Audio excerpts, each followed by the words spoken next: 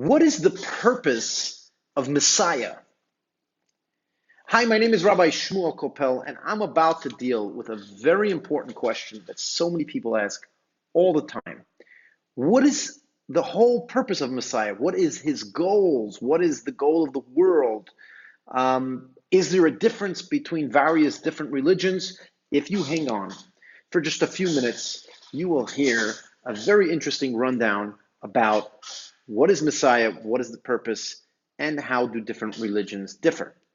But before we go into that, I want to ask you a personal favor. If you didn't have the chance yet, please click below on the button subscribe. Once you click it, a bell will appear. Click that as well, and you will be notified every time I upload a new video. Before I begin, I want to ask a general question of why do people even want Messiah? And you're like, well, who cares why people want Messiah? He's either coming or not. But no, I want to say more importantly, why do people want Messiah? Okay, there's many religions in the world, and they all seem to have an end goal, a messianic vision. Okay, and the reason that they all have this messianic vision is because people want it. They are serving the people. I've told this to many, many people out there, and some people are surprised to hear this, but most religions out there were built because they saw a human need for a religion. So they built a religion around what you need. So if there's so many traditions that speak about an end of the world, an end of time, a Messianic era, that's because you want to hear that message. So why do you want to hear that message? The simple thing is that most people experience a world that they're not comfortable with. There are certain areas of life, there's certain areas of reality, there's certain areas of the way other people act that you don't like. And you are wishing and hoping and moving towards a world that is perfect according to your vision. Now, is your vision a good vision or not? That is a good question.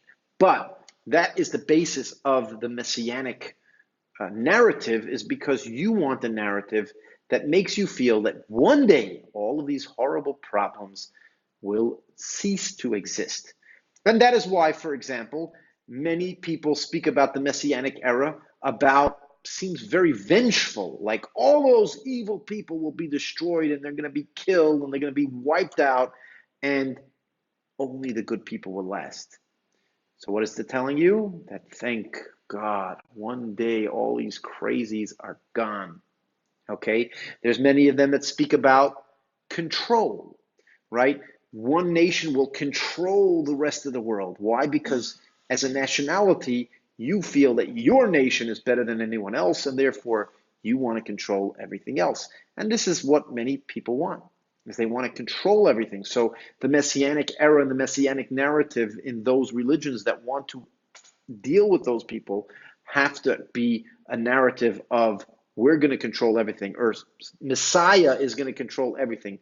But in reality, Messiah is kind of your messenger, your personal messenger, so that Messiah is really doing your job. So instead of, Messiah is going to control the world the best way possible, but of course you think you know the best way possible. And you're like, don't worry, when Messiah comes, you're going to see that I'm right and my way is going to dominate every other way in the world.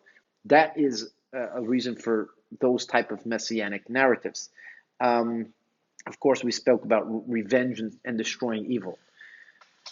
Now, what does it say about a religion when they portray a Messiah? Okay, so first of all, we spoke a little bit about your personal. People want a Messiah, so therefore you want a narrative that that makes you comfortable. But a religion has a narrative, and the religious narrative of a Messiah is actually telling you what that religion wants to do. If they say that Messiah is all about, if you follow our religion, you're going to be rewarded. If not, you're going to be out. So basically, your religion, or that religion, is all about controlling and dominating everybody else. That's all they care about. They don't care about what's right. They don't care about what's wrong. They don't care about the fact that somebody born outside of your religion never really had a fair chance to be part of your religion because they were born in a different religion. They don't care about that. They only care about controlling. They have no true feelings for justice, for what's right, for what's wrong. It's all about let's control everybody. So if that is what a religious narrative is, that if you're following our religion, you're in. If not, you're not. What about if you're following our religion officially? You're part of our church, our synagogue, our mosque, but you're a horrible person, right? You steal from people. You killed somebody. The person raped, a rapist.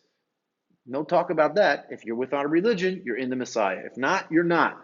What that means is that religion is only interested in control and interested in nothing else other than control. So how your religion paints the picture of Messiah is what they are really interested in. So if your religion tells you that they're interested in justice, but then they tell you when Messiah comes, in order to be there, you have to be part of our religion, and that's it. If you're part of our religion, you're in. If not, you're out. Your religion is not interested in justice. It's interested in control and power. Now, what is very interesting to see is that there's a famous Jewish conspiracy that the Jewish nation, the nation of Israel, is out there to take over the world and control everybody, control the media, control the banks, control, right? But if you actually look at Judaism, Judaism is the only major religion that I see doesn't really have the control narrative in its messianic message. Okay? If you look at Islam, they're all about Islam will dominate the world, right? We're going to control everything. There's parts of Islam that say in the end of days, they're going to go hunt anybody that's not serving their religion. They're going to hunt them all down. So clearly, they're interested in controlling everybody. In Christianity, there's also some type of a feeling that everybody needs to follow Jesus, and that's when Messiah will going to come, which basically means that they control everything and no one else is outside of their sphere of influence, sphere of control. But in Judaism, we actually don't have that. And unfortunately, some Jewish people may misunderstand this, but the Jewish narrative of Messiah has nothing to do with control. It has nothing to do with forcing people to be part of the nation of Israel. It has nothing to do with forcing people to listen to our laws, and if not, you're going to get killed. That's not the narrative of the Jewish Messiah, and I'm about to share it. If you give me a few minutes, I'm going to share the narrative of the Messianic era from the eyes of the ancient Jewish tradition, which, believe it or not, is the origin of the Messianic narrative, at least the one that most of the world follows, comes from Judaism. In Judaism, we speak about a Messianic era where people will be enlightened. People will start understanding God. And yes, we do believe that the nation of Israel will be the center point of godly influence, but not because we forced people, not because we hunted them down with guns and knives, but because they began to see that this is where the light is coming from. And just to back up what I'm saying, I want to quote two verses in Isaiah. Okay, Isaiah chapter 2, verse 2 and 3. It says as follows, "And it shall be at the end of days that the mountain of the Lord's house," which is referring to the Jerusalem temple, "shall be firmly established at the top of the mountains, and it shall be raised above the hills, and all of the nations shall stream to it. And that's verse 2. Verse 3, "And many people shall go, and they shall say, Come, let us go up to the Lord's mountain, to the house of the God of Jacob, and let him teach us his ways, and we will go forth in his path. For out of Zion shall the Torah come forth, and the word of the Lord from Jerusalem." Notice there's nothing about us telling them and forcing them to come to Jerusalem. It's all about them noticing Jerusalem, them coming and say, let's learn from this. Okay, so the Messianic era from the Jewish perspective is a time where people will be enlightened to realize deeper truth. People will want to come and to learn from the Holy Temple in Jerusalem and from the nation of Israel, who carried the biblical message for the last 3,000 years. And that is the Messianic vision. And I want to add, interestingly enough, is that many Jews say that the Jewish nation doesn't have any conspiracy to take over the world. And I'm going to tell you that that's not necessarily true. Our conspiracy is to influence the entire world, but not by force, by the power of the mind. So that we're going to teach people and show people guidance. We're going to show the people what the truth of godliness really is. Not because we want to control you, because we want you to be better, because we want you to be enlightened. We don't care who you are. We don't care if you're part of our nation or not part of our nation. I want to point out that in the quotes from Isaiah, there is no mention of the nations joining Israel. No, they're still their nations. They still maintain their national identity. There will still be countries and possibly even other governments and other governments, other nationality, other national identity, other traditions, other cultures. They will all be there in the Messianic era. We're not saying everybody's going to become Jewish. No, they're going to realize that the Jewish nation has something to offer them and has wisdom to offer them. And they're going to say, let's connect. They are going to say, I want to repeat this, okay? And I'm going to repeat, this is Isaiah chapter 2, verse 3. And many people shall go up and they shall say, doesn't say we're going to force them.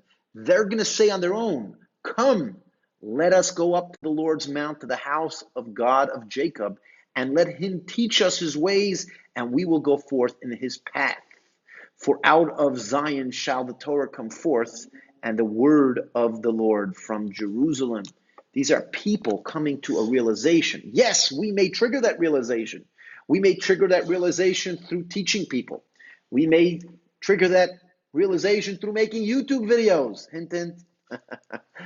We may do many different things to trigger you to realize that you want to connect with the true, real God of Israel, the God of Jerusalem, the God that created the entire universe, the God that unites us all as one, but yet created us as individuals, because our individualism, we as individuals need separate paths because we're not all made to be the same. Every human being was created differently. They were created because they had a different purpose. Every person was created different. Every nation was created different. Every race and ethnicity was created different because each one has a purpose. And we're not here to knock down that purpose. We're here to bring out your purpose. That all of that purpose unites with a single, one force of creator that controls everything already, right? And he created you, and you want to connect with him because he's your creator, and you want to connect to him, and you're going to find your path in the Messianic era.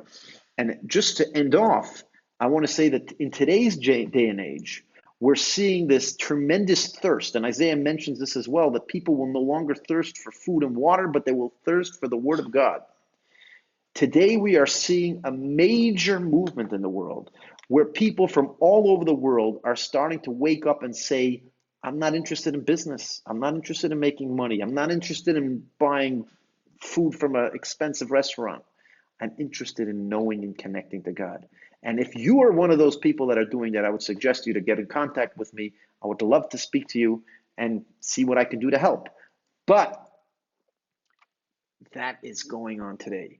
People, as a matter of fact, a lot of the people that I'm working with dropped multi-million-dollar businesses because they said after a few years of doing the business, they're like, what do I need the money for? That's not what I'm looking for. I'm not looking for money. Money, what does money do? Money buys you food and buys you drink, right? But of course, you could have less food and less drink with less money. but what is it that you're really looking for? And if you feel that you're part of this messianic awakening, which I believe is happening currently at the time I'm speaking right now, that is what you want. That is what you're looking for, is the thirst for the knowledge of God and coming closer to the truth and to the true biblical narrative as taught both in the Bible, but also as explained deeper in the Kabbalistic teachings and in many other teachings. That is the way that we as humanity will come together and unite with the Messianic vision, with the rebuilding of the Holy Temple in Jerusalem, which is going to be the center of the world for spiritual connection, the center of the world for spiritual inspiration, and may it happen speedily today in our times. Thank you for watching, and if you want to curse me out for anything I said, you got the comments down there. And if you have anything good to say, I would love to hear from you as well. And please do me a favor, if you like this video, click share it with all your friends. And if you haven't done it yet, right down there, hit subscribe and join the YouTube channel so that you can be notified every time I upload a new video. Rabbi Shmuel Kopel here. Thanks for watching all the way to the end. Have a nice day.